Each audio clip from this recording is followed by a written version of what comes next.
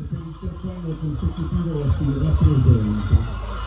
Loro che arrivano al centro, come vi ho detto, ci sarà questa ritualità accompagnata dalle ritmiche potenti suonate proprio dal suono dei campanacci che possono raggiungere anche il peso di 20 kg al loro insieme. Arriviamo qui al centro della stazione leggermente più largo, quindi appunto creeranno questa rappresentazione con tutti al centro lo riconoscerete perché invece le grandi forme di dimensioni di colore nero si copre anche la testa come la faccia appunto verde.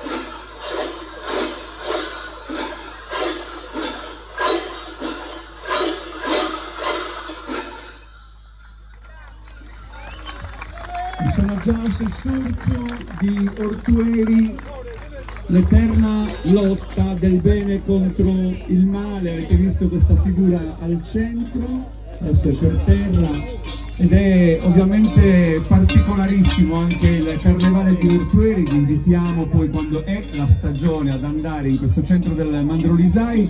Loro adesso ci raggiungono sul palco, così ricreiamo anche l'ordine qua in questo spazio, perché tra poco sarà la volta del canto a tenore di Orgosolo.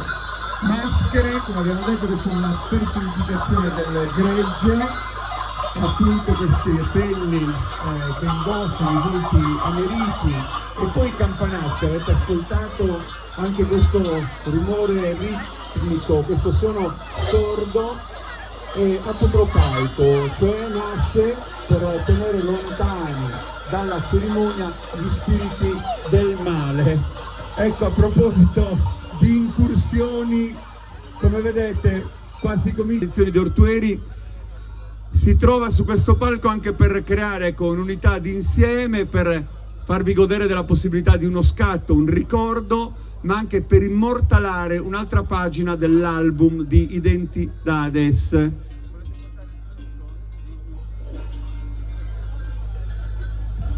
L'associazione vuole portare un saluto a tutti i presenti, all'organizzazione, al comune, all'associazione culturale, alla regione Sardegna. Un ringraziamento speciale al comune per questo invito. È la prima volta che partecipiamo a questa manifestazione, speriamo di poter partecipare anche negli anni prossimi. Grazie, un saluto. Noi ci auguriamo di ritrovarvi presto qui e in tutte le manifestazioni dove appunto l'identità, che è proprio la parola cardine di questo incontro, ha il suo significato, il suo valore più ampio, e voi ne siete un'esperienza e un'espressione. Un applauso per Ortueri, i Sonagiaus e Surzu. Grazie di cuore, grazie davvero.